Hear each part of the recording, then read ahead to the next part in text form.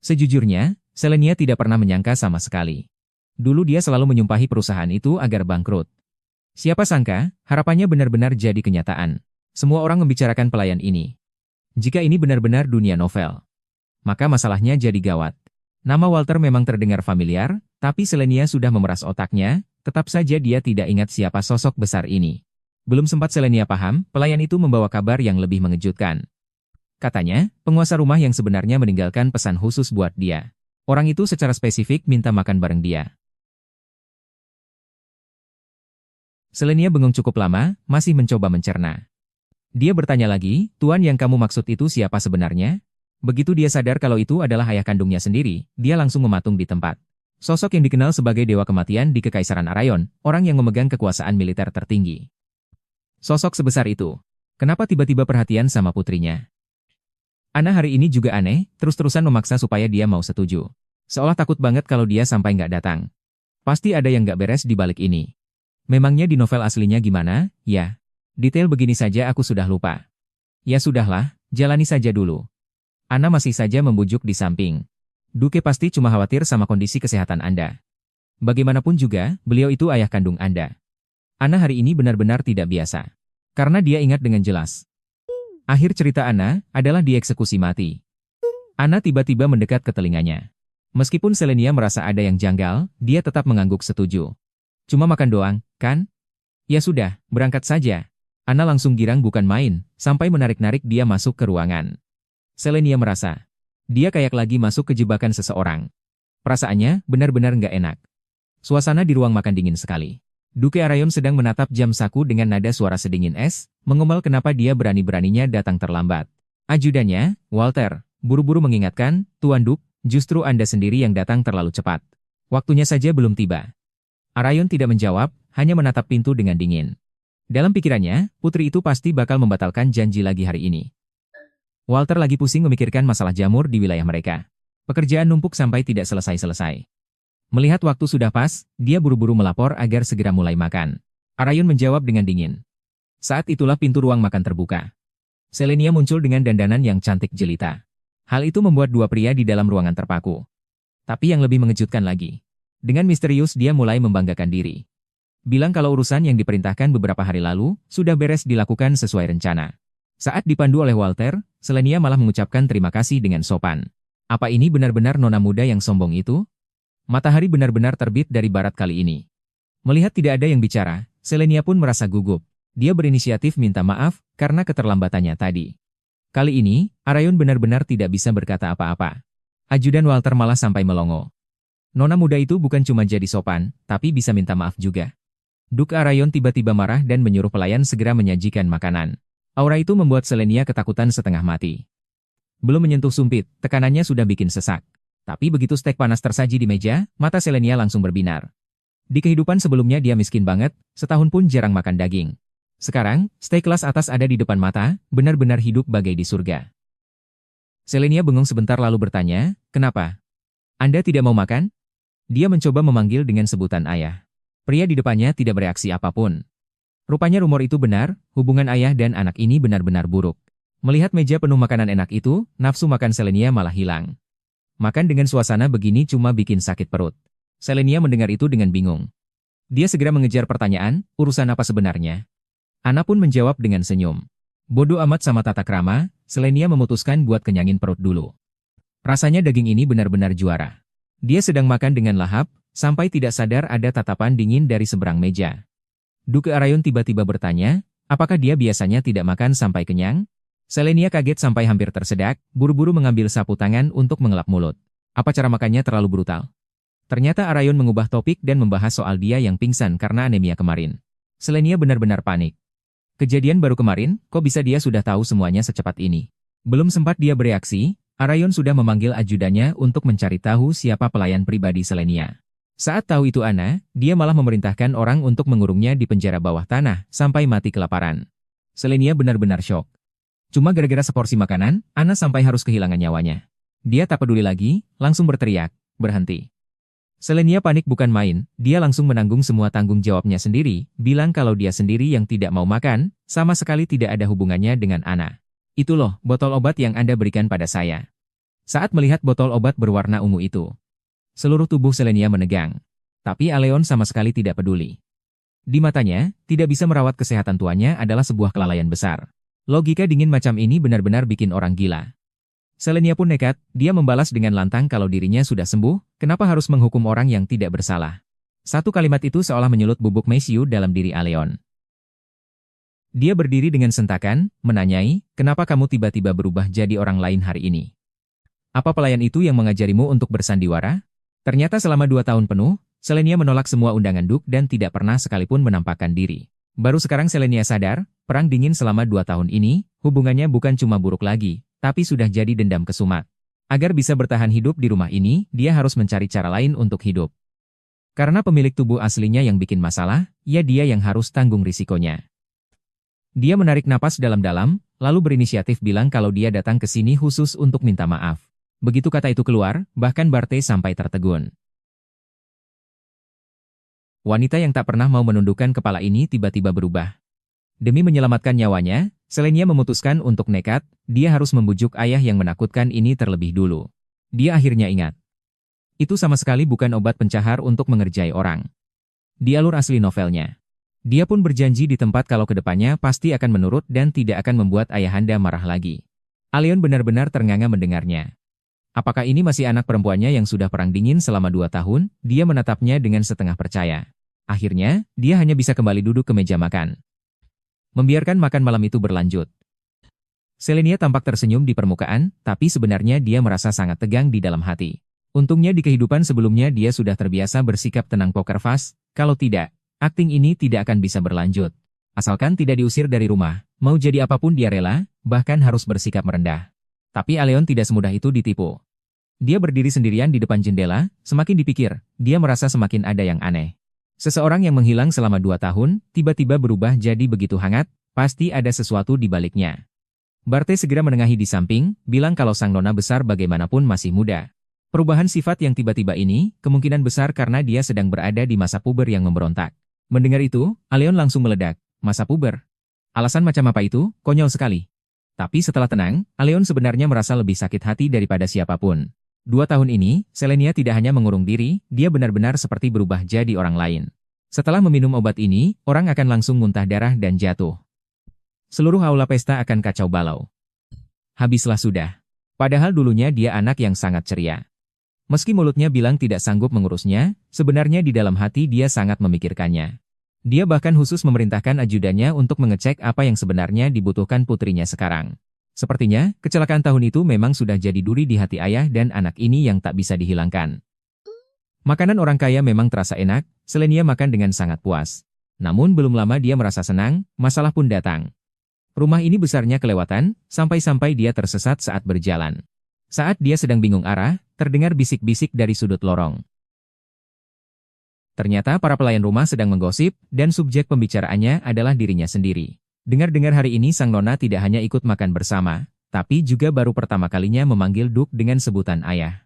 Berita ini bagaikan petir yang menyambar, membuat para pelayan ketakutan dan menyebut itu mustahil. Selenia bersembunyi di tempat gelap dan mendengarnya dengan jelas, tubuhnya langsung kaku. Ada orang di kegelapan sedang berencana memperketat pengawasan terhadapnya, mereka juga menyebutkan kalau Duke akan segera menyadarinya. Sekarang situasinya benar-benar gawat, di alur cerita aslinya tidak ada bagian ini. Selenia berusaha keras untuk mendengar dengan jelas, siapa sebenarnya target utama mereka. Tapi sialnya angin berembus saat itu juga, membuat informasi krusial itu lenyap tertiup angin. Selenia akhirnya sadar, identitasnya sekarang, ternyata adalah tokoh antagonis pendukung yang malam ini, akan melakukan peracunan. Sepertinya selain bertahan hidup, di rumah ini masih ada banyak rahasia yang menunggu untuk dia bongkar. Selenia sedang mencari informasi di taman, dia ingin tahu kapan sebenarnya kursus pelajaran di sini dimulai. Barte menjawab sambil lalu, maksud Anda hari kedatangan sang pendeta. Tepat seminggu lagi. Selenia sama sekali tidak menyangka bisa mendapatkan petunjuk krusial secepat ini. Setelah mendapatkan informasi yang diinginkan, Selenia meminta maaf dengan sopan, lalu memegang ujung gaunnya dan berbalik dengan anggun. Dia tersenyum kepada Barte dan bilang sampai jumpa lagi. Sikap santainya benar-benar berbeda dari biasanya. Melihat punggungnya yang menjauh, Barte terdiam cukup lama dan tak bisa langsung sadar. Dalam ingatannya, Nona ini biasanya selalu terlihat cemas, tapi dia yang sekarang tidak hanya bisa tersenyum, bahkan memberinya perasaan asing yang tak bisa dijelaskan. Dari dalam ruangan terdengar raungan marah, menyuruh pelayan untuk segera keluar, bahkan dia menolak untuk pergi ke ruang makan. Barte melihat semua itu dari kejauhan, dia pikir Selenia akhirnya sudah berubah, mengira dia sudah mengatasi ketakutan di dalam hatinya. Selenia yang berlumuran darah sedang duduk lemas di lantai dengan tatapan kosong. Siapa sangka, nona muda bangsawan yang penampilannya mewah ini, di akhir novel akan dikirim ke tiang eksekusi. Sambil gemetar, dia berbisik memanggil ayahnya, "Ayah, di mana kau?" Selenia tiba-tiba bilang mau ke perpustakaan. Ana sampai kaget setengah mati, dia kegirangan sampai hampir mau melompat. Katanya, sudah bertahun-tahun dia tidak lihat nona mudanya rajin belajar begini. Bahkan, dia sampai mau menyiapkan camilan untuk diantar ke sana. Melihat Ana yang begitu lega dan senang, Selenia cuma bisa senyum canggung, lalu buru-buru cari alasan buat kabur. Padahal dalam hatinya dia sadar betul, mana mungkin dia mau belajar. Dia ke sana jelas punya tujuan lain. Sepertinya di perpustakaan ini, ada rahasia yang harus dia temukan. Sambil berjalan, Selenia berpikir, ternyata rumor-rumor itu bukan isapan jempol belaka. Meskipun otaknya penuh dengan pertanyaan yang menunggu jawaban, dia tahu betul kalau terburu-buru sekarang tidak akan ada gunanya. Dia sudah membulatkan tekad, mulai saja dulu dari hal-hal yang bisa dia kerjakan sekarang. Awalnya Selenia sempat khawatir, soalnya dia kan tidak punya ingatan pemilik tubuh aslinya. Jangan-jangan nanti dia tidak bisa membaca buku-buku di sini, gawat jadinya. Tapi tak disangka, tulisan yang rumit itu ternyata bisa dia baca dengan lancar. Wah, jadi makin mudah nih cari informasinya. Ana mengejar dari belakang sambil berteriak, "Nona, sebenarnya Anda mau kemana?" Hal yang paling bikin dia penasaran adalah kenapa dia bisa pingsan setelah minum air mata dewa, dan rasa sakit yang menusuk itu sebenarnya apa? Karena sudah sampai di sini, dia harus membongkar kebenarannya sampai tuntas. Tapi, soal kebangkitan yang disebut di buku itu sepertinya ada kaitannya dengan manusia biasa yang tidak banyak diketahui orang. Menurut catatan buku itu, kemampuan suci ini diwariskan lewat garis keturunan kerajaan. Selain serangan elemen yang umum, ternyata ada juga kemampuan berbahaya seperti mengendalikan mental dan pikiran. Semakin dibaca, Selenia semakin ngeri. Kalau kemampuan ini sampai lepas kendali, akibatnya benar-benar tidak terbayangkan. Tapi anehnya, setelah dia membolak-balik puluhan buku kuno terkait, tidak ada satupun buku yang menyebutkan soal air mata dewa, benda yang hampir saja merenggut nyawanya itu. Seolah-olah hal itu sengaja dihapus dari sejarah. Jangankan efek obatnya, kemampuan yang katanya bisa meningkatkan kekuatan itu saja sebenarnya tidak ada di dunia ini. Selenia pun menyadari satu fakta yang mengerikan. Air mata dewa ini ternyata belum dipublikasikan. Nah, masalahnya sekarang, seorang gadis berumur 17 tahun, sebenci apapun dia pada seseorang, dari mana dia bisa dapat obat terlarang yang namanya saja belum pernah didengar orang, sampai bisa merencanakan pembunuhan yang sempurna? Dia berteriak di depan cermin. Apa maksudnya perusahaan bangkrut? Dia teringat masa lalunya. Tolong berhenti. Tapi Selenia sekarang sama sekali tidak mempedulikan itu. Masalahnya, jauh lebih buruk dari yang dibayangkan. Ini jelas bukan sekadar masalah dendam pribadi. Di balik sosok Selenia yang asli, pasti ada pihak lain yang jauh lebih mengerikan. Rasanya seperti ada sepasang mata yang sedang bersembunyi di kegelapan, memperhatikan dirinya terus-menerus. Ternyata cuma baca novel saja tidak cukup untuk memprediksi rumitnya dunia nyata. Rahasia di balik semua ini jauh lebih kelam daripada apa yang tertulis di cerita. Pas Selenia lagi asyik melamun, tiba-tiba terdengar teriakan dari belakang yang bertanya apa yang sedang dia lakukan. Dia kaget setengah mati sampai bukunya hampir jatuh. Dia refleks mundur ke belakang, tapi siapa sangka dia malah salah injak. Tubuhnya kehilangan keseimbangan, gawat nih. Jatuh dari ketinggian seperti ini di tempat seperti ini, akibatnya tidak berani dia bayangkan. Saat mau jatuh tersungkur dengan memalukan, Selenia sampai berteriak ketakutan. Untungnya di saat kritis itu, seorang pria tiba-tiba menangkapnya dan menariknya kembali. Keduanya pun bertabrakan sampai jatuh berpelukan. Kelihatannya sih romantis, tapi belum sempat Selenia sadar, pria itu malah langsung melepaskannya begitu saja. Tidak boleh dibiarkan begitu saja, di cerita aslinya, orang yang meminum racun itu adalah Arya yang baru berusia 12 tahun. Selenia jatuh terduduk di lantai sambil mengusap lengannya yang sakit. Pria ini tidak punya rasa kasihan sedikit pun ya. Kalau mau menolong, ya tuntas dong. Mana ada habis ditangkap malah langsung dilempar ke lantai begitu. Temperamennya aneh sekali. Begitu pria ini bicara, kata-katanya bikin geleng-geleng kepala. Dia malah bertanya kenapa Selenia berisik sekali di kamar tidurnya. Selenia bengong total. Ini kan perpustakaan, kok bisa jadi kamar tidur dia? Jalan pikiran orang ini sebenarnya seperti apa sih? Belum sempat Selenia protes, pria itu sudah mulai mengeluh sendiri, mencela kediaman Duke yang terlalu kejam pada pegawai, sampai tempat istirahat yang layak saja tidak punya. Akhirnya dia memperkenalkan diri, katanya dia Anson dari Ksatria.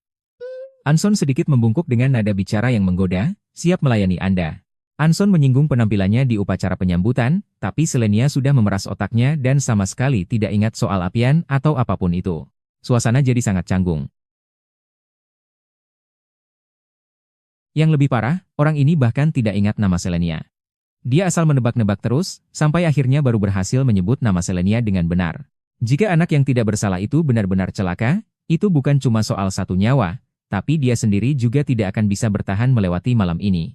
Melihat pria yang sok akrab di depannya ini, Selenia terus bergumam dalam hati, sebenarnya siapa sih orang ini? Anna datang mendorong kereta camilan.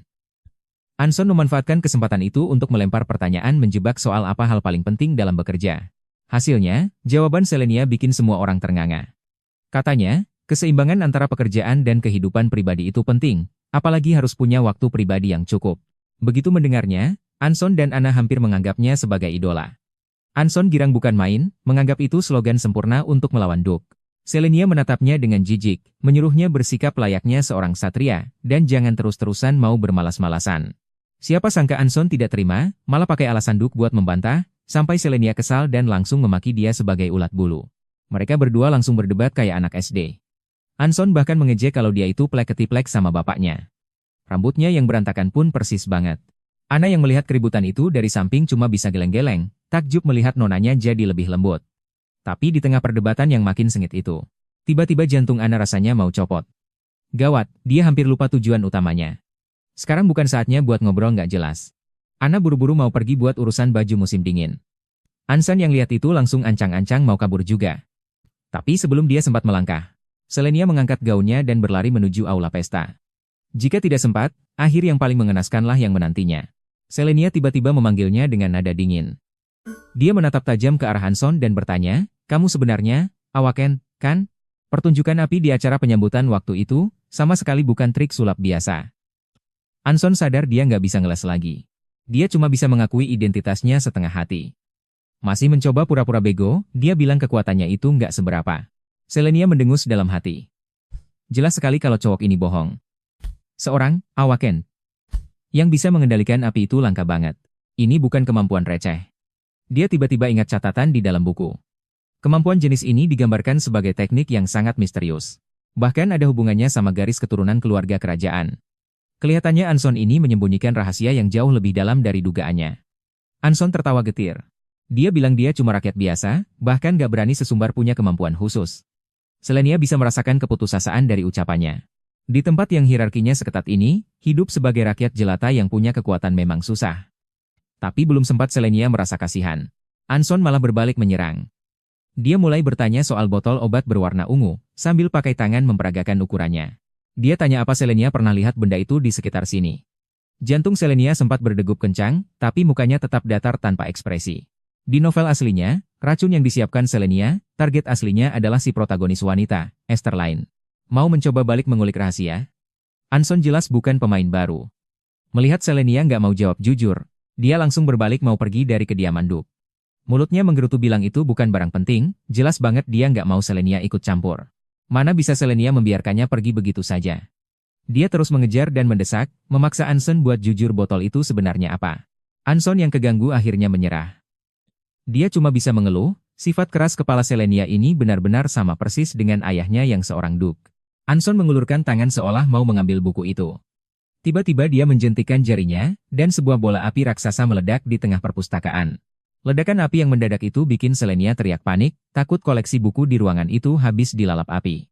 Tapi Anson malah mematikan apinya dengan santai. Dia bilang itu cuma trik kecil, sama sekali bukan kekuatan yang hebat. Lagi pula, kekuatan selevel ini, sama sekali nggak akan dilirik oleh seorang Duke. Anson sambil memeragakan gerakan ledakan, meniru suara dentuman yang menggelegar. Dia bilang yang sebenarnya diinginkan Duke adalah kekuatan mengerikan yang bisa meluluh lantakan medan perang. Anson bicara makin semangat. Tapi siapa sangka, yang akhirnya terkena adalah adiknya sendiri. Jika tidak ikut campur sekarang, anak yang tidak bersalah itu akan kehilangan nyawanya. Dia menyebutkan pernah punya pikiran gila. Bahwa cuma dengan setetes cairan itu, kekuatan seorang Awaken bisa meledak seketika. Selenia merinding mendengarnya. Bukankah itu yang disebut sebagai air mata dewa? Tapi kalimat Anson selanjutnya membuat wajah Selenia berubah total. Anson bilang kalau obat itu nggak sengaja hilang, dan sekarang dia lagi nyari kemana-mana. Selenia dengan cerdik menyadari sesuatu. Kalau Anson baru saja kehilangan obat itu, sebelumnya dia bahkan nggak tahu siapa itu Anson. Sebuah kebenaran mengerikan mulai muncul ke permukaan.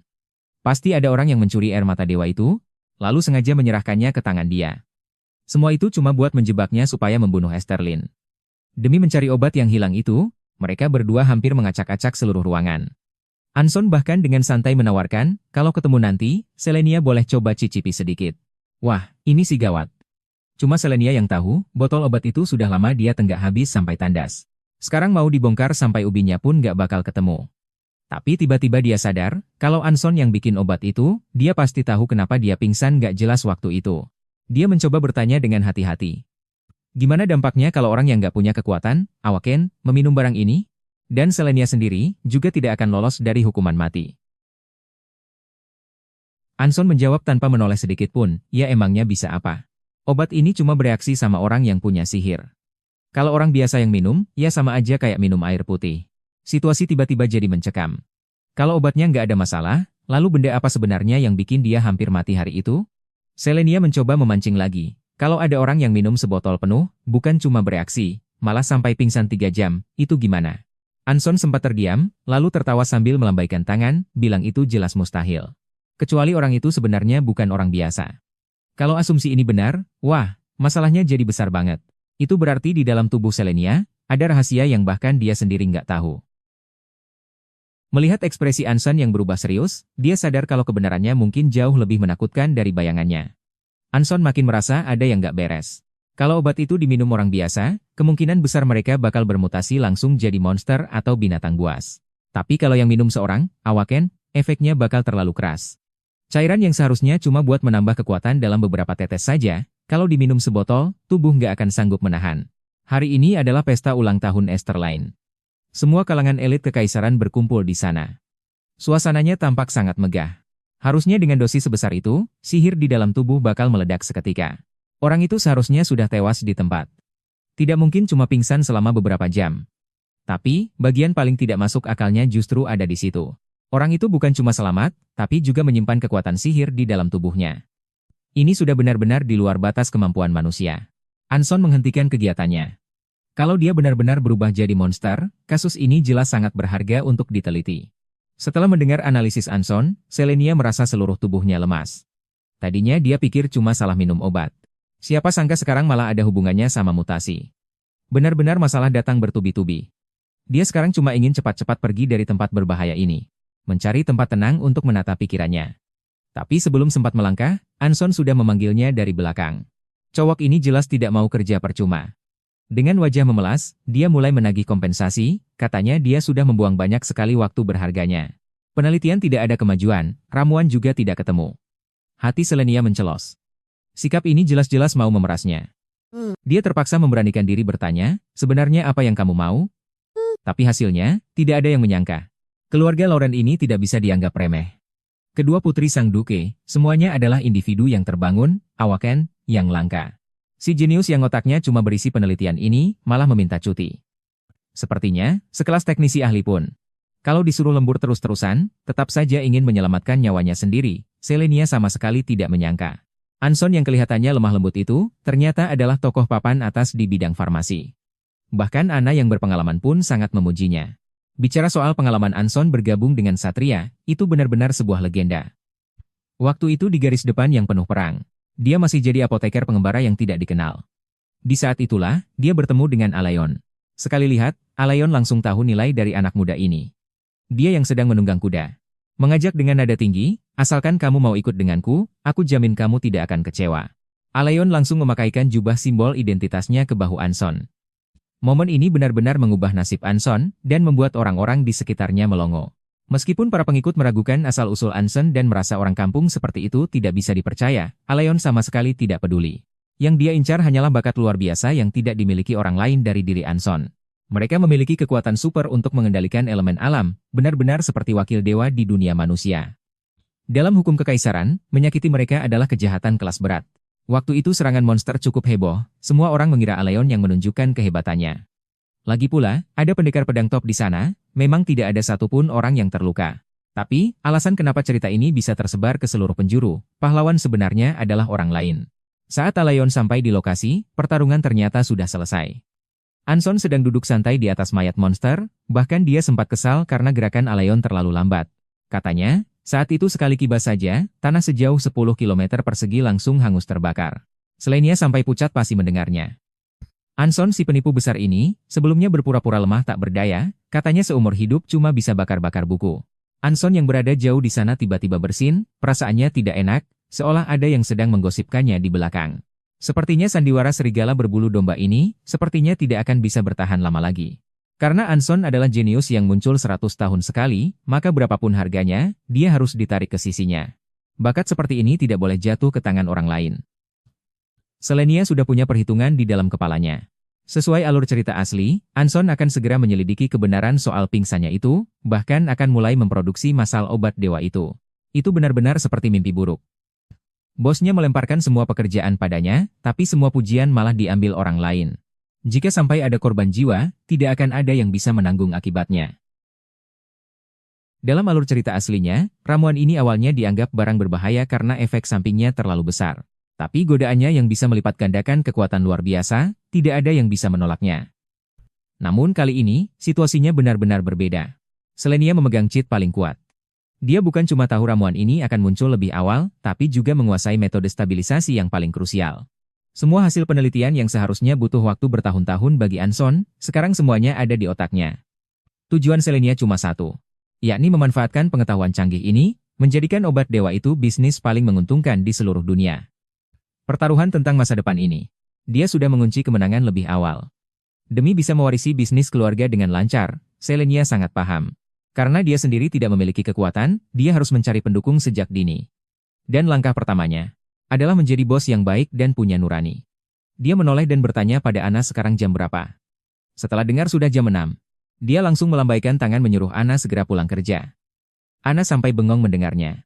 Di dunia ini, mana ada konsep pelayan bisa pulang kerja? Dari bangun sampai tidur harus terus melayani majikan. Selenia tidak peduli soal itu.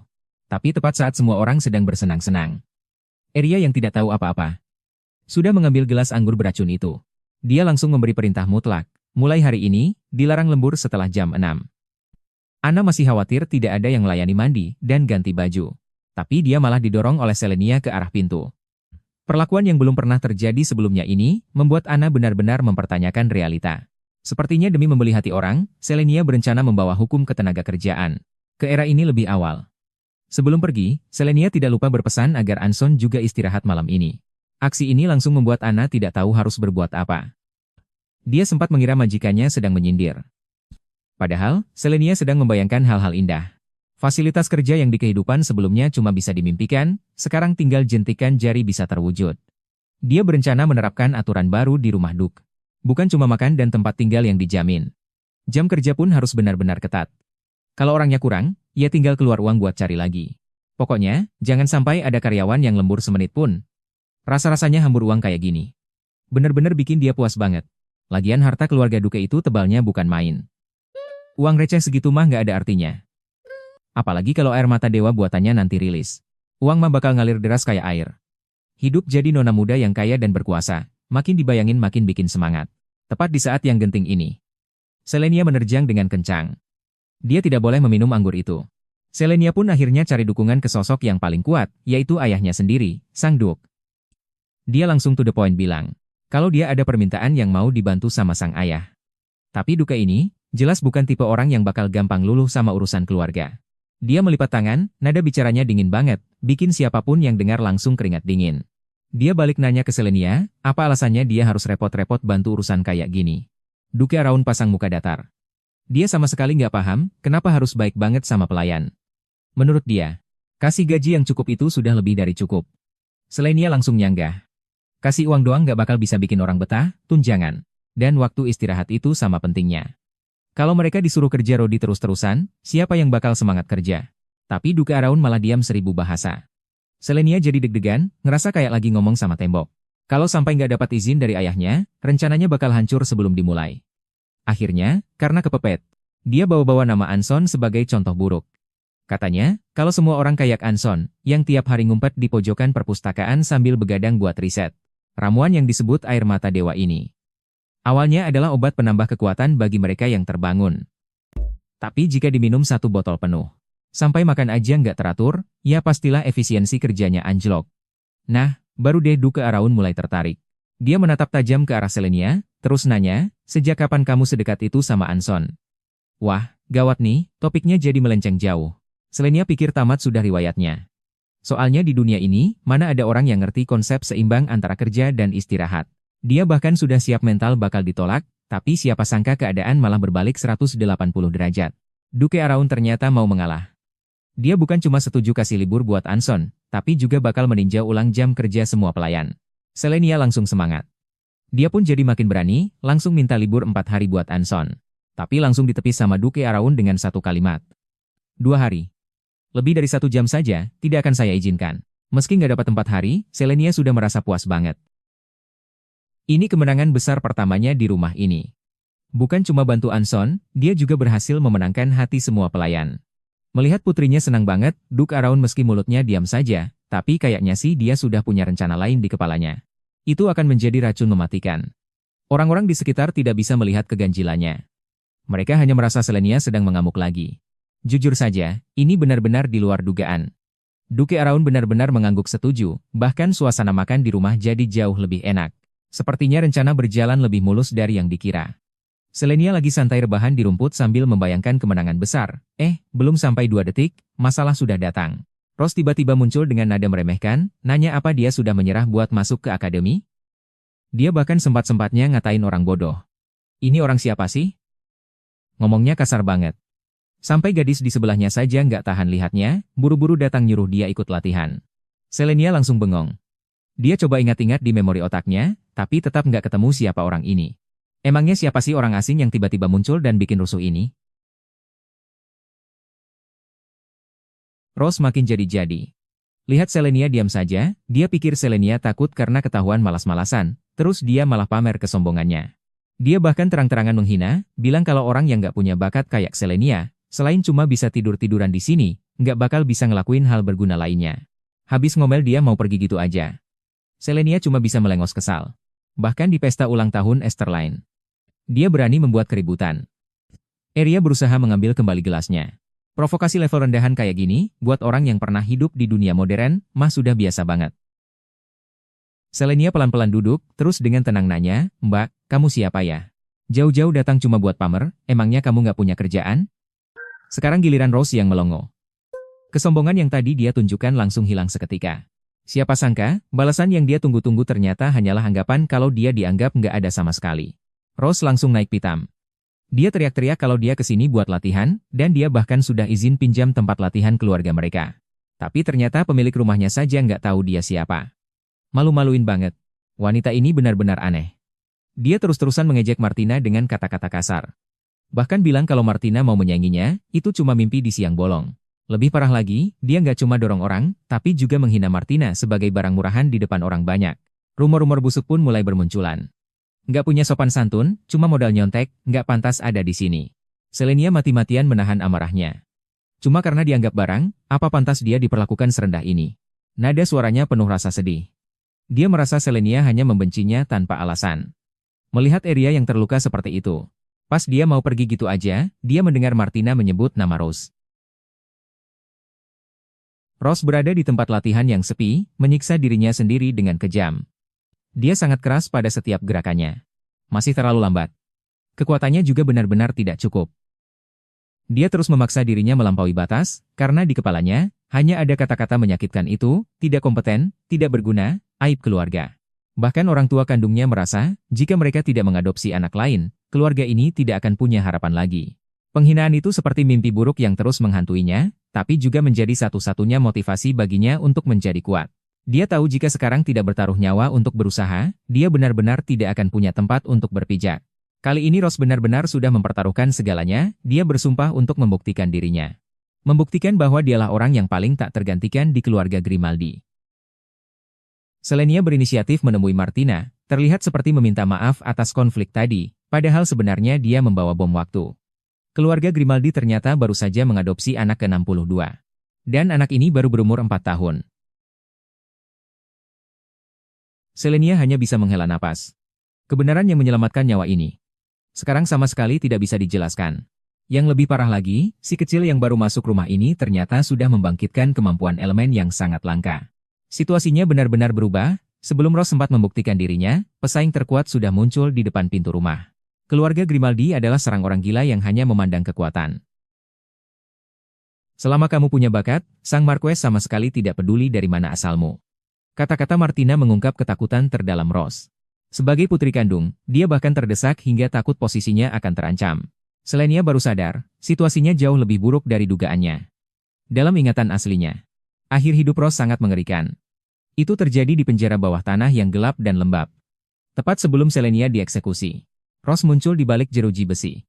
Dia benar-benar sudah gila. Dia tertawa sambil mengakui bahwa dia telah membunuh semua saudara laki-laki dan perempuannya.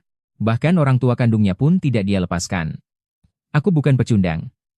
Aku tidak sama dengan sampah seperti kalian. Dia meraung dengan gila. Hanya ingin membuktikan bahwa dirinya bukan orang yang dibuang. Agar tidak digantikan.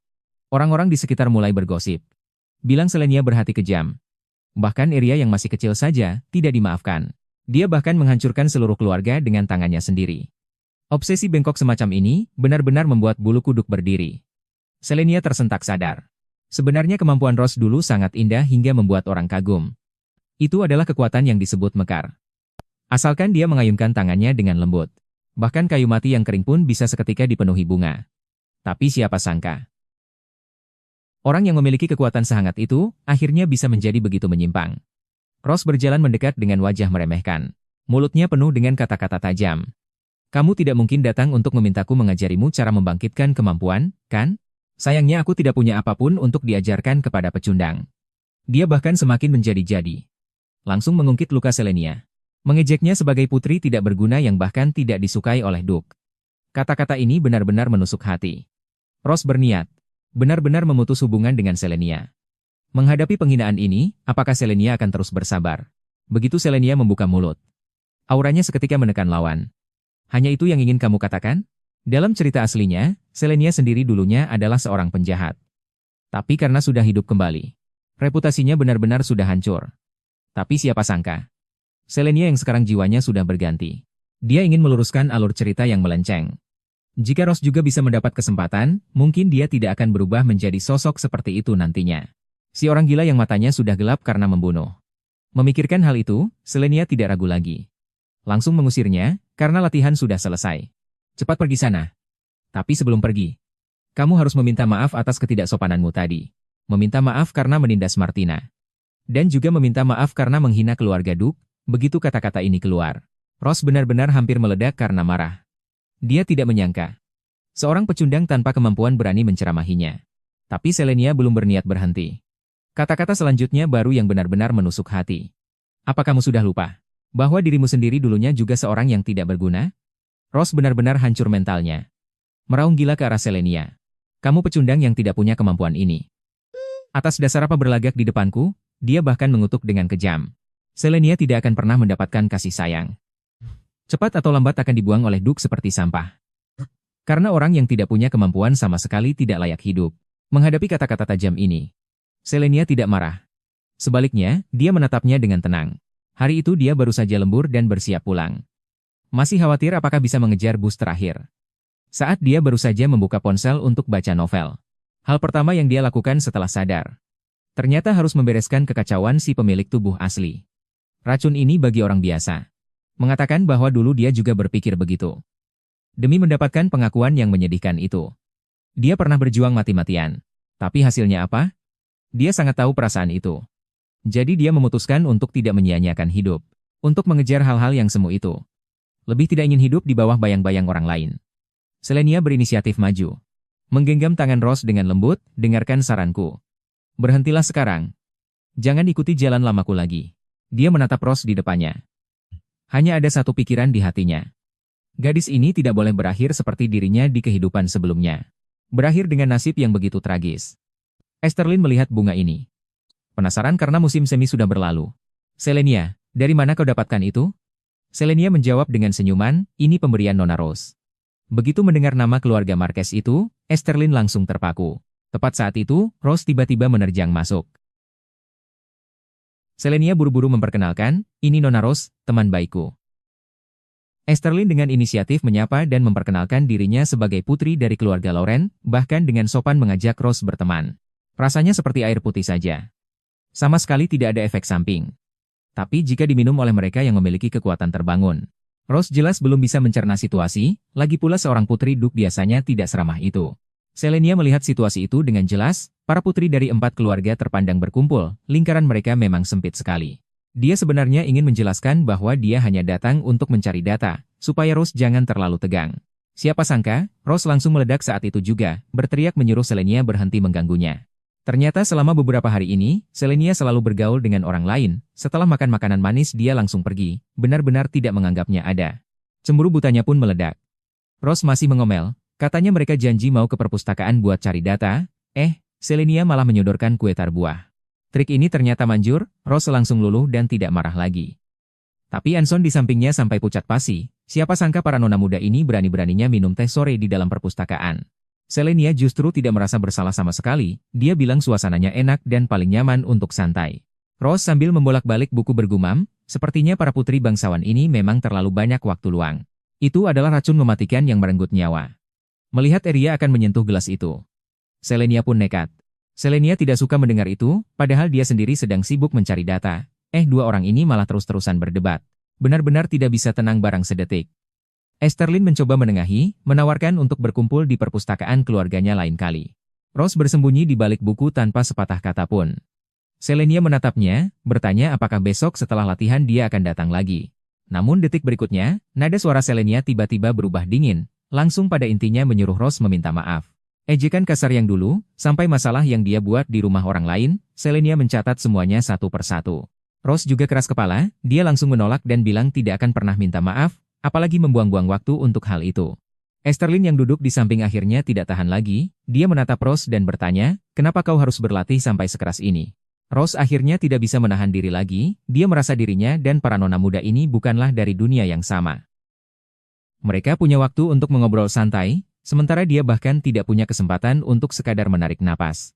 Dia bangkit berdiri dengan kasar, mengatakan posisinya sama sekali berbeda dengan mereka. Keluarganya tidak punya kekuasaan, dan tidak ada orang yang mendukungnya tanpa syarat. Dia meminumnya sampai habis di depan banyak orang. Karena ramuan itu tidak berpengaruh padanya, maka dia akan membuktikan kesuciannya dengan cara ini. Dia merasa di dunia ini, dia benar-benar sendirian. Selenia menggenggam tangannya dengan erat, berteriak meyakinkannya bahwa dia akan selalu berdiri di pihaknya. Itulah arti seorang teman, membantu satu sama lain di saat tersulit. Tapi Rose tidak mau mendengarkan, dia merasa itu semua hanya basa-basi palsu, bahkan menuduh Esterlin dan Selenia sama saja, hanya ingin mencari koneksi di akademi lebih awal. Di matanya, perhatian itu semua palsu, semuanya munafik. Menghadapi penolakan telak itu, Selenia dan Esterlin hanya bisa terdiam. Suasananya memang membuat tidak nyaman, Anson berniat untuk kabur diam-diam. Tapi malah langsung dipanggil oleh Selenia. Dia bilang karena mereka semua adalah pengguna kemampuan, bisakah mereka membantunya? Demi membantu temannya, Rose, Selenia benar-benar totalitas kali ini. Esterlin langsung setuju, tapi Rose malah benar-benar bingung. Dia benar-benar tidak bisa menebak, apa sebenarnya rencana Selenia. Ternyata, bantuan yang dimaksud adalah menjadi tenaga kasar di tempat latihan. Tapi kecelakaan tetap terjadi. Tidak ada yang menduga. Baru saja gelas jatuh ke lantai. Anson menyesal setengah mati, sebenarnya apa yang sedang direncanakan Selenia. Rose masih berlatih dengan gila-gilaan, hasilnya karena tidak terkontrol, dia hampir saja mencederai Anson yang lewat. Selenia bukannya marah, malah berlari membawa tumpukan barang, bersikeras ikut serta dalam kesibukan mereka. Melihat sang nona muda mengotori gaun mahalnya, Rose merasa semakin tidak enak hati. Dia benar-benar tidak habis pikir apa tujuannya. Meskipun mulutnya bilang ingin membantu, saat melihat tangannya sendiri, hatinya dipenuhi rasa tidak berdaya. Lagi pula, kemampuan yang hanya bisa menumbuhkan bunga ini, di depan para pengguna kemampuan sejati, rasanya seperti lelucon. Bahkan jika ada yang mau membantunya, apakah bakat yang biasa-biasa saja ini masih layak untuk diperjuangkan? Gosip jahat di keluarganya selalu meremehkan kemampuannya sebagai sesuatu yang tidak berguna, katanya dia cuma bisa menumbuhkan tanaman, tidak ada gunanya. Selenia justru memeluknya dengan lembut, mengatakan bahwa ini adalah kekuatan indah yang memberi kehidupan, yang suatu hari nanti bisa membuat banyak orang bahagia. Kata-kata itu benar-benar menghujam hati Rose, membuatnya untuk pertama kali merasa bahwa keberadaannya memiliki arti. Selenia pun jatuh dengan penuh rasa sakit. Seluruh aula pesta seketika kacau balau. Di sekelilingnya penuh dengan jeritan ketakutan. Sementara itu, di istana Kekaisaran Elvia, suasananya terasa sangat mencekam. Kaisar Simon duduk di singgasananya tanpa berkata sepatah kata pun. Para pejabat yang berkumpul di sana mulai berbisik-bisik. Duka Alayon itu ternyata tidak muncul lagi. Padahal, para menteri paling sibuk pun sudah hadir semua. Hanya dia yang berani tidak tahu diri seperti itu. Sepertinya, situasi di istana ini akan segera berubah total. Duke Luke langsung menyerang, menuduh sang pedang Kekaisaran Alayon, sebagai menteri penting malah sering absen, benar-benar lalai dalam tugasnya. Duke Sibon mencoba menengahi, bilang mungkin dia sedang sibuk mengurus wilayahnya. Tapi Luke tidak peduli, dia menegaskan bahwa pertemuan bangsawan bukan tempat untuk urusan pribadi. Saat keduanya hampir bertengkar, Kaisar Simon langsung memotong pembicaraan. Dia jelas tidak tertarik dengan intrik politik mereka, dia hanya ingin tahu bagaimana perkembangan pembangunan kuil. Luke buru-buru mengubah sikapnya dan melapor bahwa di bawah arahan permaisuri, semuanya berjalan lancar. Dia bilang keluarga Belmont pasti akan mendukung sepenuhnya. Simon mendengarnya dan akhirnya menunjukkan sedikit rasa puas, bahkan sempat memuji Luke karena telah mendidik putrinya dengan sangat baik. Arah angin di istana ini berubah sangat cepat. Sejak mendiang kaisar wafat, Alayon sudah terlalu lama tinggal di ibu kota. Semua orang panik berteriak memanggil dokter. Tapi saat ini, Selenia tidak bisa mendengar apa-apa lagi. Sang kaisar dulu adalah sahabat setianya, satu-satunya orang yang bisa dia percaya sepenuh hati. Tapi siapa sangka, kaisar meninggal mendadak karena sakit, disusul permaisuri yang bunuh diri, dan satu-satunya pewaris tahta pun menghilang entah kemana. Adik mendiang kaisar akhirnya naik tahta dengan mulus, lalu menikahi putri keluarga Belmont sebagai permaisuri baru. Di mata orang luar, permaisuri baru ini sangat bijaksana dan berbudi luhur, membuat kekaisaran kembali hidup. Bahkan pangeran kecil yang baru lahir pun terlihat sehat dan lincah. Tapi siapa yang ingat tragedi mendadak saat itu? Kematian tragis kaisar dan permaisuri, serta hilangnya pangeran pertama secara misterius. Saat itu, Alayon merasa benar-benar kehilangan arah. Di dunia ini, tidak ada lagi orang yang layak membuatnya menghunus pedang. Tapi, dia tidak boleh melupakan tujuan utamanya berada di sini, yaitu melindungi Selenia dengan segala cara. Di permukaan, Selenia tampak sibuk dengan pesta teh, tapi dalam hatinya dia sudah punya rencana. Dia ingin menemui Anson dan mengikuti apa yang disebut sebagai kelas khusus itu. Tak lama lagi, dia akan mengungkap kebenaran di balik pendidikan ini. Setelah menyelesaikan masalah di depan mata, dia harus menemukan pangeran yang hilang itu. Tengah malam, Selenia bertemu orang untuk mendapatkan kotak kecil misterius. Demi barang ini, dia rela mengeluarkan banyak sekali uang. Anson agak bingung. Kamu belum bangkit, buat apa pakai barang berbahaya seperti ini? Selenia tidak menjelaskan, dia hanya memberi uang tutup mulut yang sangat besar. Rasanya seperti ada api yang membakar di dalam tubuhnya, rasa sakit yang luar biasa hebat merambat perlahan dari balik tulang-tulangnya. Anson baru saja senang dapat uang, tapi permintaan kedua muncul. Selenia ternyata ingin Anson berjaga di depan pintu dan tidak mengizinkan siapapun masuk. Anson benar-benar bingung. Susah payah mendapatkan barang terlarang, ternyata hanya untuk mengikuti sebuah kelas. Apa yang terjadi di balik pintu itu pasti tidak sederhana. Selenia mendorong pintu itu, dia harus menghadapi sosok besar. Pria bernama Mel ini adalah pendeta agung yang posisinya sangat tinggi di kuil. Di mata orang luar, bisa diajari oleh sosok setingkat ini adalah kehormatan besar. Dia bicara dengan sopan, tampak tidak ada celah sama sekali. Tapi Selenia tahu betul, di balik topeng itu tersimpan banyak rahasia. Obrolan aneh yang dia dengar beberapa hari lalu membuatnya tidak bisa mempercayai orang ini. Karena dia yang datang sendiri, Selenia harus menanyakan semua kebenarannya. Selenia ternyata meminta Anson berjaga di depan pintu. Tidak ada seorang pun yang boleh masuk. Anson benar-benar bingung. Susah payah mendapatkan barang terlarang, ternyata hanya untuk mengikuti kelas semacam ini. Apa yang terjadi di balik pintu ini, pasti tidak sesederhana itu. Selenia mendorong pintu, dia akan menghadapi sosok yang sangat berpengaruh. Pria bernama Mel ini adalah pendeta agung dengan kedudukan sangat tinggi di kuil. Di mata orang luar, bisa mendapatkan guru setingkat dia adalah kehormatan luar biasa. Dia bicara dengan sangat santun, seolah-olah tidak ada cacat sedikit pun. Namun, Selenia tahu benar bahwa di balik sosoknya itu, tersimpan banyak rahasia gelap. Penglihatannya benar-benar gelap total. Dia pikir hidupnya berakhir begitu saja, tapi saat membuka mata, telinganya justru diserbu oleh suara makian yang sangat tajam. Percakapan ganjil yang dia dengar beberapa hari lalu membuatnya sama sekali tidak bisa percaya pada orang di depannya. Karena dia yang sengaja datang. Selenia harus tetap berakting.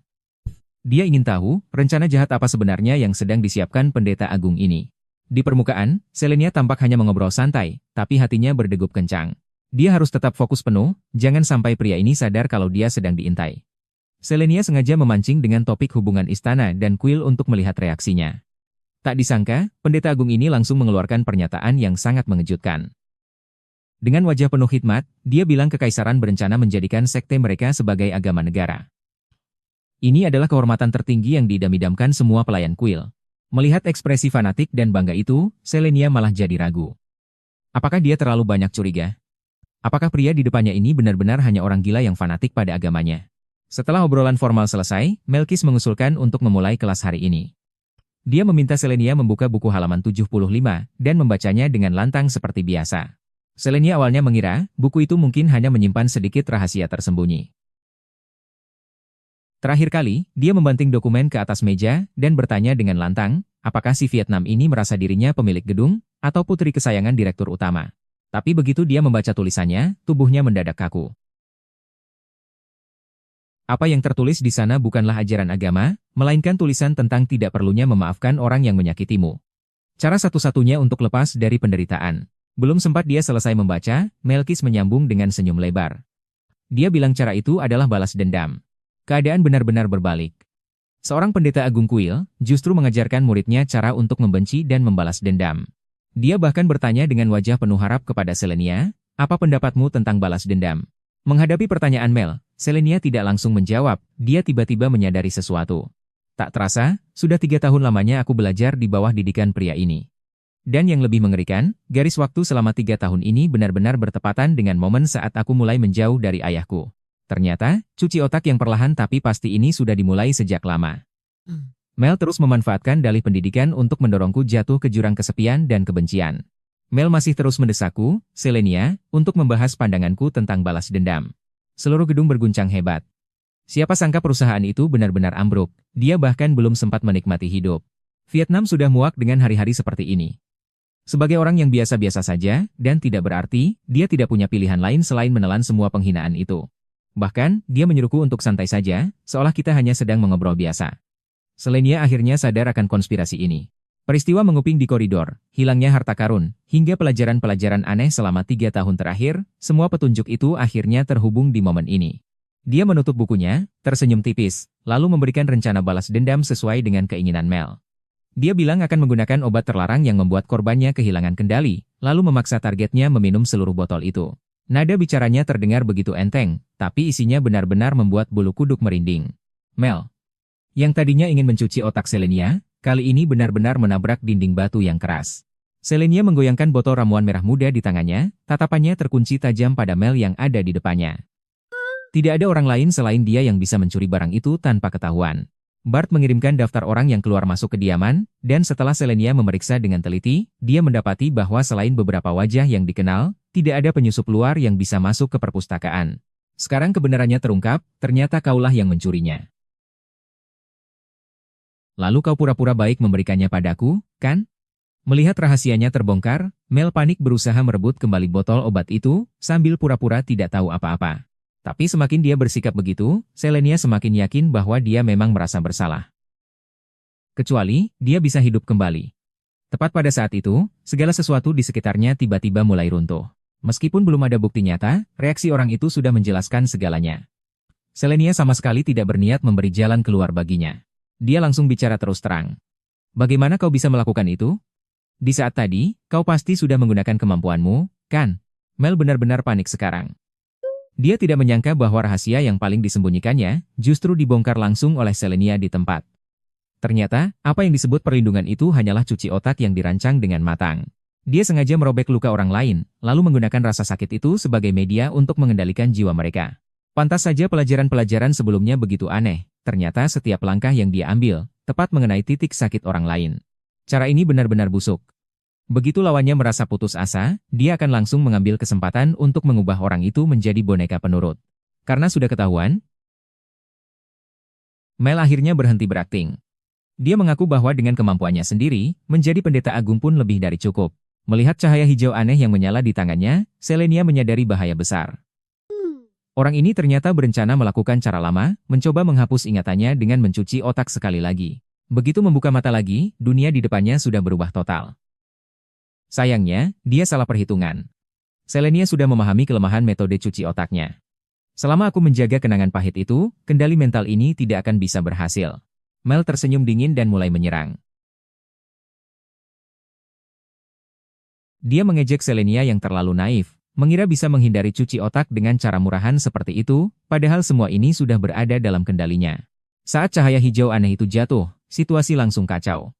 Selenia menyadari bahwa dia tidak bisa bergerak sama sekali, tubuhnya benar-benar tidak bisa dikendalikan. Rasa sakit yang luar biasa menyerang, pertahanan yang selama ini dia banggakan benar-benar hancur. Apakah kali ini aku benar-benar akan terjebak di tangannya? Mel seperti sedang menggerakkan boneka, dia mengunci Selenia dengan benang hijau, memaksanya menyerahkan botol obat kunci itu. Dia bilang ingin menyelamatkanku, padahal rasa protektif ini sudah terdistorsi sejak lama. Di matanya, hanya Selenia yang kehilangan kesadaranlah yang dianggap aman. Tepat di saat kritis ini, bala bantuan akhirnya tiba. Duke Araon mendobrak pintu dan langsung menghunus pedangnya. Si bijak Mel mengancamnya, jika dia tidak melepaskan, bahkan dewa yang dia sembah pun akan ikut hancur. Selenia, yang kesadarannya mulai samar-samar mendengar suara ayahnya. Yang tampak adalah tirai tempat tidur yang sangat mewah, dan sebelum dia sempat bereaksi, suara teriakan marah terdengar di telinganya. Belum sempat Selenia bereaksi, segalanya di sekitarnya berubah. Dia mendapati dirinya berdiri di atas hamparan air. Ini jelas efek samping dari kemampuan spesial itu. Aku harus segera kembali, kalau tidak, semua orang akan khawatir. Tepat saat itu, tiba-tiba terdengar raungan keras di telinganya. Selenia tersentak kaget, dia mendapati dirinya kembali ke panti asuhan tempatnya dulu tinggal. Bayangan hitam di depannya terus mendesak, nadanya penuh ancaman. Orang itu membentak dengan bertanya, tatapan macam apa itu? Apa kau masih belum sadar siapa dirimu? Mimpi buruk dalam ingatan ini benar-benar datang kembali padanya. Menghadapi bayang-bayang masa lalu, Selenia akhirnya meledak, menyatakan dengan lantang bahwa dia bukan lagi budak. Namaku sekarang adalah Selenia. Tepat saat itu, sebuah suara tiba-tiba terdengar, memotong segalanya dengan paksa. Orang itu tampak sangat akrab dengannya, bahkan membuat janji untuk bertemu lagi di masa depan. Selenia benar-benar bingung, dia bertanya dengan mendesak siapa sebenarnya orang itu. Ternyata gelas itu telah diracuni, dan Eria sedang berjaga di samping tempat tidur sambil menyalahkan dirinya sendiri tanpa henti. Tapi suara itu semakin menjauh, sama sekali tidak memberinya kesempatan untuk mengejar jawaban. Saat melihat sekeliling, segalanya kembali sunyi senyap. Selenia benar-benar panik. Perasaan ditinggalkan sendirian ini, jauh lebih menakutkan daripada mimpi buruk manapun. Dia tidak ingin sendirian dalam kegelapan lagi. Selenia tersentak bangun. Semua yang baru saja terjadi terasa seperti mimpi buruk. Dia bahkan belum sempat menenangkan pikirannya, tiba-tiba terdengar seruan dari samping. Ana sangat bersemangat, sampai tidak bisa berkata-kata, dia langsung berlari. Dia datang untuk memastikan keadaan. Nona akhirnya sadar. Selenia hanya merasa kepalanya sangat sakit. Melihat sekeliling ruangan yang familiar, dia baru yakin kalau dia benar-benar sudah kembali. Tapi, di luar jendela ternyata sedang turun salju lebat. Hatinya penuh dengan kebingungan. Berapa lama sebenarnya dia tertidur? Kenapa dunia di luar berubah begitu drastis dalam sekejap? Dr. Martin berjalan mendekat dengan senyum ramah, lalu memperkenalkan dirinya secara resmi. Ternyata, selama 3 bulan terakhir ini, dialah yang bertanggung jawab atas perawatan Selenia. Dan lagi, dia adalah dokter ternama yang diundang langsung oleh sang duke. Meskipun Selenia masih merasa bingung, dia tetap menyapa dengan sopan. Martin tidak membuang waktu. Melihat suasana yang terasa familiar sekaligus asing, dia akhirnya sadar, dia telah masuk ke dalam sebuah buku, menjadi wanita bangsawan yang ditakdirkan memiliki akhir hidup yang tragis. Belum sempat dia mencerna situasinya, dadanya tiba-tiba terasa nyeri sekali. Dia langsung memulai pengobatan tahap akhir. Cahaya lembut seketika menyelimuti tubuhnya. Sambil merasakan kekuatan itu, Selenia bergumam dalam hati. Ternyata dia sudah koma selama 3 bulan penuh. Lalu, bagaimana kabar Meryl sekarang? Lagi pula, sihir milik Martin terasa sangat asing. Kekuatan ini hangat dan nyaman, sangat berbeda dengan sensasi dingin dari Meryl. Tepat saat dia mengira semuanya sudah membaik, Martin tiba-tiba berhenti. Ekspresinya berubah menjadi agak serius.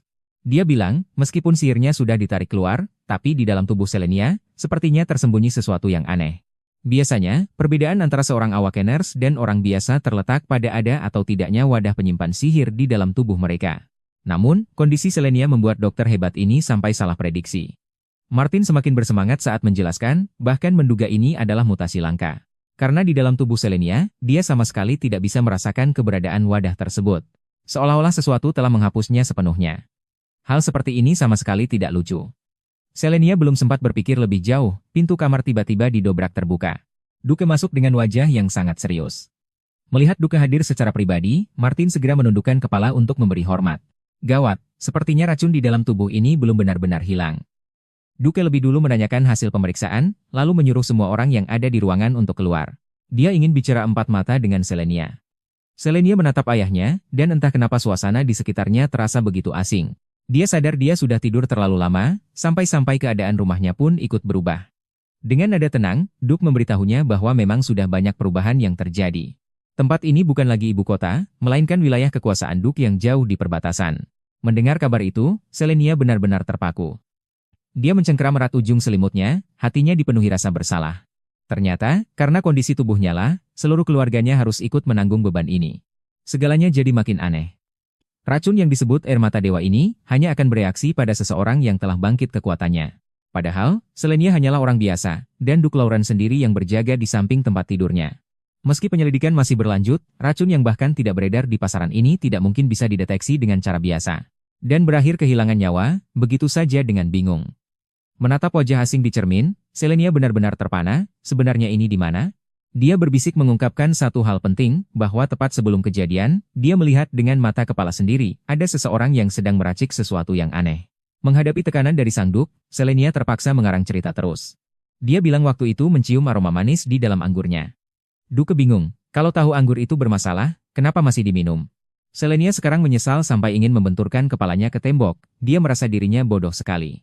Dia beralasan aroma manis itu sangat menggoda, dan dia curiga orang lain juga mencium aromanya. Dia takut Eria tidak akan tahan untuk meminumnya, jadi karena impulsif, dia nekat meminum anggur itu lebih dulu. Alasan ini memang penuh celah, tapi Duke jelas mempercayainya dan terdiam cukup lama. Dia baru sadar bahwa aroma yang menggoda itu sebenarnya adalah bagian dari efek racun tersebut. Akhirnya, sang Duke berdiri dan membungkuk dalam-dalam kepada Selenia yang terbaring di tempat tidur. Duke berbisik, "Terima kasih telah menyelamatkan putriku. Aku berhutang budi yang sangat besar padamu." Sekarang giliran Selenia yang bingung. Dia benar-benar tidak menyangka situasi akan berkembang ke arah seperti ini. Selama Nona Eria baik-baik saja, Selenia merasa ini pengorbanan yang sepadan. Tak disangka, Estrin justru menghampirinya, menggenggam tangan Selenia dengan erat, dan meminta maaf dengan sungguh-sungguh atas prasangka buruknya selama ini. Bagaimana bisa dia berubah menjadi orang lain? Tepat saat itu, pelayan Anna masuk ke kamar. Selenia tahu betul, pemilik tubuh asli ini memang orang yang keras, jadi wajar saja jika orang lain salah paham. Dia dengan santai menjawab tidak masalah, akibatnya Estrin malah jadi sangat terharu. Melihat tatapan penuh kekaguman dari orang-orang di sekitarnya, Selenia tiba-tiba merasa alur cerita ini benar-benar melenceng jauh. Sepertinya manuver ekstrem barusan, akhirnya berhasil menyelamatkan nyawanya. Selenia duduk di dalam kereta kuda, mulai menenangkan diri untuk menganalisis situasi saat ini. Di alur cerita aslinya, kematian mendadak Nona Eria akan memicu rumor jahat yang menghancurkan keluarga, dan mereka yang ingin meruntuhkan keluarga Lauren. Sudah bersembunyi di balik layar sambil bersiap-siap. Sekarang setelah terlepas dari bahaya, masa depan yang seharusnya hancur itu akhirnya berhasil diubah. Ditambah lagi, kejadian pingsan di pesta tadi berhasil ditutup-tutupi sebagai anemia biasa. Berkat bantuan Estrin yang menutupi keadaan, tidak ada orang yang curiga. Lagi pula, tidak ada yang mau berita tentang percobaan pembunuhan dengan racun itu tersebar keluar. Meski tubuhnya pulih dengan cepat, Selenia masih merasa ada yang mengganjal. Sesuatu yang disebut air mata dewa itu, kenapa tiba-tiba bereaksi? Dengan perhatian dia bertanya apakah ada yang tidak enak badan. Selenia menatap gadis di depannya. Tiba-tiba sebuah pikiran terlintas. Rahasia apalagi yang sebenarnya tersimpan di balik ini semua? Karena sudah sampai di titik ini, Selenia memutuskan untuk mengubah strateginya. Dia tidak ingin menjadi orang biasa lagi, melainkan harus hidup dengan tegak sebagai pewaris keluarga, Taigoris. Mengenakan gaun mewah ini berarti dia benar-benar telah meninggalkan sifat lemahnya yang dulu. Kini, putri bangsawan yang sesungguhnya baru saja resmi muncul. Tepat saat dia bersiap untuk melakukan aksi besar, pelayan di sebelahnya, Anna, tiba-tiba memanggilnya dengan suara pelan. Melihat suasananya, jangan-jangan ada masalah apa lagi di rumah ini? Pelayan itu mengomel terus-menerus, mengatakan cara bicaranya di luar tadi terlalu kasar, sampai membuat Tuan Estrin ketakutan. Selenia hanya bisa mendengarkan dengan canggung. Sepertinya untuk memerankan Putri Duke ini, dia harus segera beradaptasi dengan lingkungannya. Begitu kamar kembali tenang, dia membenamkan dirinya ke dalam tempat tidur yang empuk. Sensasi kelembutan mewah ini jauh berbeda dibandingkan dengan tempat kos sempitnya saat masih bekerja dulu. Dia tiba-tiba menyadari satu masalah penting, karena sekarang sudah menjadi putri seorang Duke, apakah itu berarti seumur hidup ini, dia tidak perlu lagi bekerja keras? Bukankah ini novel yang dia baca sebelum meninggal? Dia sangat ingat karakter anak ini. Karena di kolom komentar novel itu, memikirkan hal itu, dia ingin tertawa lepas 3 kali. Ini sih bukan sekadar masuk ke dunia lain, ini namanya menang lotre. Mulai sekarang, tugasku cuma perlu tampil cantik aja. Hidup tanpa harus kerja bagai kuda begini rasanya kayak di surga. Enggak perlu lagi bangun jam 6 pagi, apalagi harus ngadepin bos yang nyebelin itu. Selenia meringkuk di balik selimut, rasanya benar-benar melayang. Kalau bisa tinggal di sini selamanya, betapa bahagianya ya. Tapi, pas dipikir-pikir lagi, gimana kalau semua ini cuma mimpi? Nanti kalau bangun, apa aku harus balik jadi budak korporat lagi? Lagian, kalau diingat-ingat, ceritanya agak aneh. Tokoh utama prianya saja, sampai sekarang belum ada satupun yang muncul. Wah, panjang umur. Baru saja memikirkan mereka, pagi-pagi rumah sudah heboh bukan main. Selenia bahkan belum benar-benar bangun, tapi pelayan-pelayan di sana sudah sibuk lari ke sana kemari. Ada yang nyiapin air mandi, ada yang bongkar lemari cari perhiasan. Dia bingung setengah mati. Ini sebenarnya ada apa? Kenapa semua orang kayak lagi mau perang? Pelayan itu buru-buru menjawab kalau Tuan Walter sudah sampai.